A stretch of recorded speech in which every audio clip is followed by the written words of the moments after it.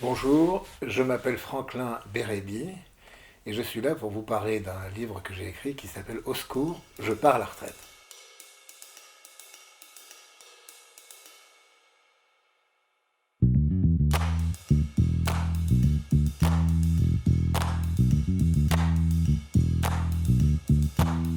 Alors pourquoi au secours quand on part à la retraite? Alors je sais bien qu'il y a toutes les questions autour de la valeur du point, de la valeur de ce qu'on va toucher à la retraite, etc. Donc tous les problèmes financiers sont bien sûr très importants et je ne veux surtout pas les sous-estimer. Par contre, moi, j'ai abordé cette question de la retraite parlant de la destruction, en fait, de la vie qu'on avait et de l'apparition d'une nouvelle vie, puisque le vendredi, on a un carnet qui est plein de rendez-vous pour la journée, et puis le lundi, ben, il n'y a plus rien. Donc c'est assez extraordinaire. Donc il faut se reconstruire, il faut recréer sa vie, et je trouve que c'est un problème très très important que peu de gens ont pris en charge. Moi, je l'ai pris, ce problème, d'une façon un peu spéciale, je dois dire, puisque j'ai tenu un journal de tout ce qui m'arrivait dès le premier jour de mon départ à la retraite, et ceci pendant une année complète.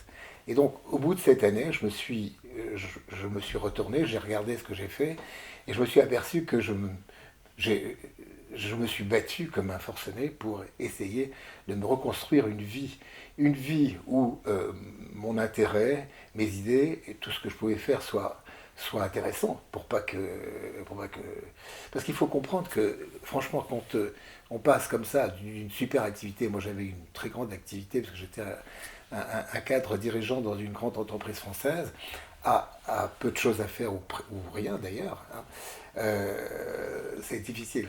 Difficile. Alors on apprend des choses, on fait par exemple, on se met à faire le marché, on se met à apprendre à marcher aussi, c'est-à-dire qu'on ne prend plus le métro pour aller d'un endroit à l'autre ou sa voiture, on y va à pied parce qu'au fond on consomme du temps, etc. Mais on s'aperçoit que petit à petit, euh, aider les gens, par exemple, c'est un axe très très important, faire du caritatif et rentrer dans mon existence. Moi j'ai eu l'occasion de créer avec des amis une œuvre caritative assez importante. Et puis j'ai tout de suite été heureusement appelé à donner des cours dans des grandes écoles, des cours de marketing stratégique, c'était ma spécialité, etc. etc. Voilà.